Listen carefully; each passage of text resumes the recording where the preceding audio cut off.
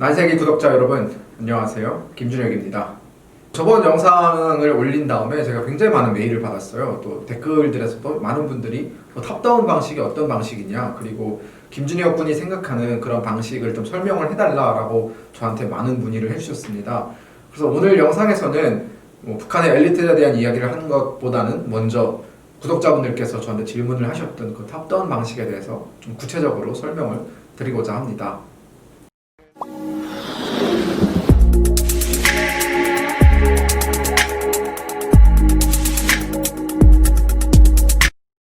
우리는 어떻게 북한을 변화시킬 수 있을까?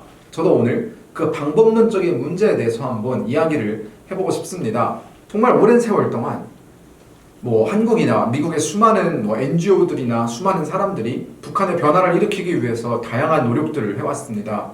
많은 DVD를 만들어서 북한에 들여보내거나 그 DVD 안에는 한국 드라마나 영화들이 있었죠. 그리고 북중 국경을 통해서 외부 세계의 다양한 정보들을 북한으로 들여보냈습니다.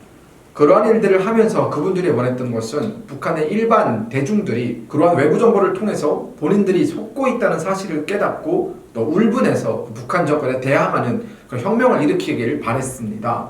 이분들의 이러한 노력으로 인해서, 즉 그런 북한의 변화를 원하는 다양한 사람들의 노력에 인해서 상당히 많은 변화가 북한에 일어나기도 했습니다.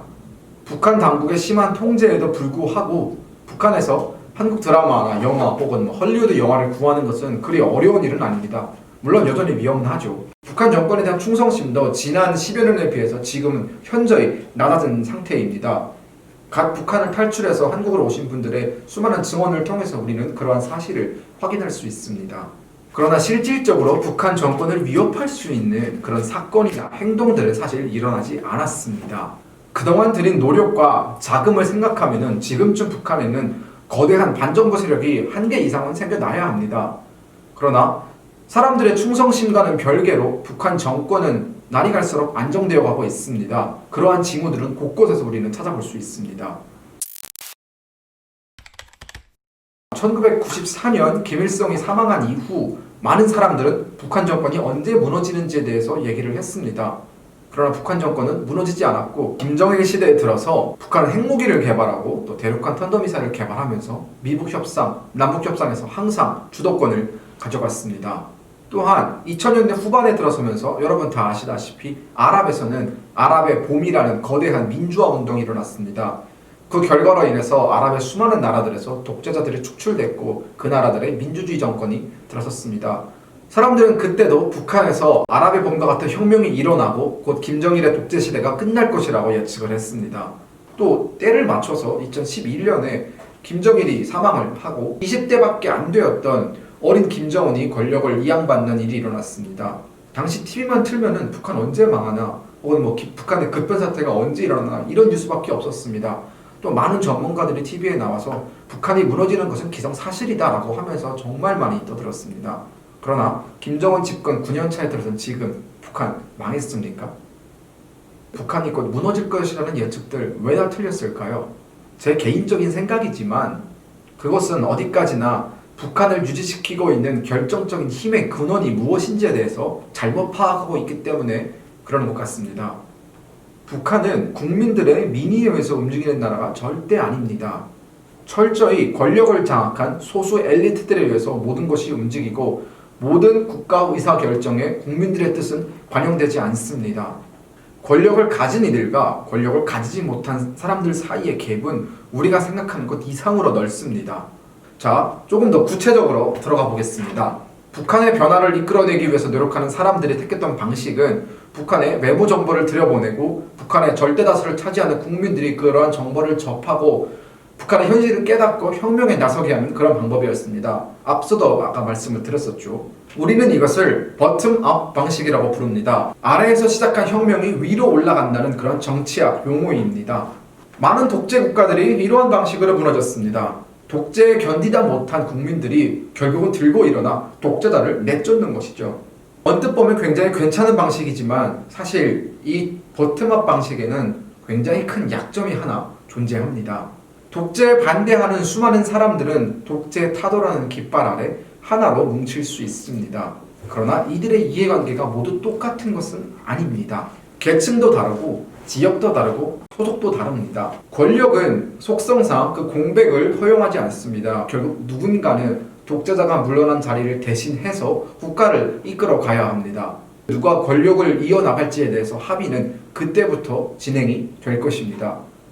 과연 그게 평화적으로 이루어질까요? 왜냐하면 독재 타도라는 공동의 목표가 사라진 다음 그 뒤에도 이들을 하나로 묶을 수 있는 매개체는 존재하지 않습니다. 앞서 말씀드렸듯이 이들은 서로 다른 이해관계를 가지고 있습니다. 소속도 다르고 자라온 배경도 다릅니다.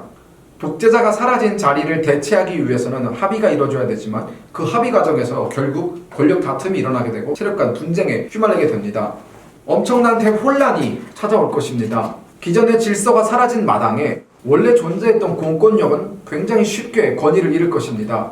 권위가 사라진 공권력, 아무도 지켜주지 못합니다. 수많은 세력 간의 이해관계를 한 번에 만족시킬 수 있는 방법은 어디에도 존재하지 않습니다.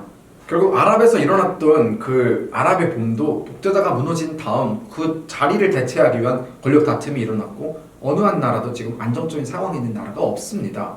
자, 우리 다시 북한으로 돌아와서 이 문제를 다시 살펴보도록 하겠습니다. 안타깝게도 북한의 절대다수 국민들은 양질의 교육을 전혀 받지 못했습니다. 아무리 많은 정보를 들여보낸다 한들 그것을 소화할 수 있는 능력에는 한계가 있다는 뜻이기도 합니다. 즉 그들이 우리가 원하는 수준만큼의 민주주의적 의식이나 사고관점을 가지고 북한 정권에 대항할 수 있는 그런 세력을 만드는 것은 굉장히 불가능에 가깝습니다. 만들어진다 할지라도 정말 긴 시간이 걸릴 것입니다. 뭐 어찌어찌 해서 그들이 그렇게 하나로 뭉쳐져 가지고 북한의 독재 정권을 무너뜨렸다고 칩시다. 하지만 문제는 그때도 발생을 합니다. 북한의 그런 군중들은 한 번도 권력을 가져본 적도 없으며 국가를 운영해본 경험도 없습니다. 이것은 무엇을 뜻하느냐? 누군가는 김정은이 물러난 자리를 대체하고 권력을 이양받고 정부를 재구성하고 그런 행정기관들을 재정립하고 개혁을 해야 하지만 아무도 그걸 할 수 있는 사람이 없다는 뜻입니다. 북한의 독재 정권이 물러나면서 북한의 독재 정권에 부양했던 많은 엘리트들도 다 같이 쓸려나갈 것인데 그 마당에 누가 과연 그러한 일들을 할 수 있을까요? 제가 지금 북한의 일반 국민들을 비하하거나 그들의 능력을 폄하하는 것이 아닙니다. 어디까지나 이것이 현실적인 문제이기 때문에 드리는 말씀입니다. 결국 운이 좋아서 독재자는 몰아낼 수 있지만 그 다음 북한이라는 곳을 정상화시키는 것은 굉장히 긴 시간이 걸릴 수도 있다는 뜻입니다. 성공을 보장하기도 어렵습니다. 이러한 이유 때문에 제가 저번에도 말씀드렸듯이 저는 탑다운 방식을 선호하는 것입니다. 탑다운 방식은 쉽게 말하면 위에서 먼저 변화를 일으키고 아래로 천천히 내려가는 것입니다. 우리는 북한의 엘리트들에게 접근하고 그들의 생각을 먼저 바꿔야 합니다. 어떻게 할 것이냐? 타깃을 명확히 하고 선택과 집중을 해야 합니다. 여기서 말하는 타깃은 과연 우리가 누구에게 접근하냐는 것입니다. 북한의 엘리트들도 정말 많은 어떤 스펙트럼이 있습니다. 그 중에서 우리는 어디에 집중을 해야 하느냐입니다. 제가 정책 결정권자라면 저는 북한의 20대 대학생들에게 접근을 할 것입니다. 특히 평양에 집중하고 평양 상위 10개 대학교에 다니고 있는 대학생들에게 집중해서 그들의 사고방식을 변화시키고 민주주의와 인권에 대한 교육을 시도할 것입니다. 앞선 영상에서도 말했듯이 북한의 핵심 권력 자리들을 차지하고 있는 사람들은 다 이 평양의 상위 10개 대학교 졸업생들입니다. 지금 20대 대학생들은 북한에서 고난의 행군이라는 연례 없는 가장 어려운 시기를 직접 경험했고 북한 정권의 무능함을 똑똑히 목격한 사람들입니다. 그들은 살면서 북한이라는 나라가 한 번도 잘 살아본 것을 경험한 적이 없습니다. 또한 자본주의적 요소와 기존의 사회주의적 질서가 충돌하는 모든 과정을 그들은 지켜봤습니다. 시장이 생겨나고 시장이 확대되면서 정권이 그것들을 탄압하고 또 그 탄압 속에서 견디면서 또 다른 시장적 요소가 생겨나고 그런 모든 요소들을 그들은 직접 목격을 한 것입니다. 그뿐입니까? 우리가 지금까지 들어보낸 드라마와 영화를 통해서 그들은 바깥 세상이 어떤 모습인지 똑똑히 경험을 했습니다. 그리고 그들이 교육받는 내용과 드라마나 영화를 통해서 본 바깥 세상이 서로 다른 모습을 보면서 굉장히 큰 괴리감을 느끼고 있습니다. 만약 이러한 시점에 우리가 민주주의 체제의 상대적인 우월성과 북한이라는 나라가 지금 얼마나 처참한 상황에 이르렀는지에 대해서 그들에게 알려주고 그들을 교육한다면 굉장히 빠르게 이 모든 것들을 흡수하고 생각의 변화를 일으킬 수 있을 것입니다. 다시 얘기하지만 우리가 그들한테 전달해야 되는 것은 드라마나 영화 같은 그런 오락적인 요소가 아닙니다. 사회 문제의 근본을 이해하고 본질을 파악하며 어떻게 해결책을 찾을 수 있을 것인지에 대한 새로운 세상을 만들어내는 어떤 방법론을 우리는 그들에게 가르쳐야 합니다. 정치학 도서들, 경제학 도서들, 뉴스들, 그리고 관련 논문들, 관련 다큐멘터리들을 우리는 그들한테 제공을 해야 합니다. 향후 북한 정권의 핵심이 될 이들에게 우리의 체제, 우리의 사상, 우리의 이론들을 교육시키고 그들이 그것을 흡수하게 한다면은 저는 굉장히 긍정적인 변화가 미래에 일어날 것이라고 봅니다. 우리는 이들을 이용해서 북한의 레짐 체인지를 일으켜야 합니다.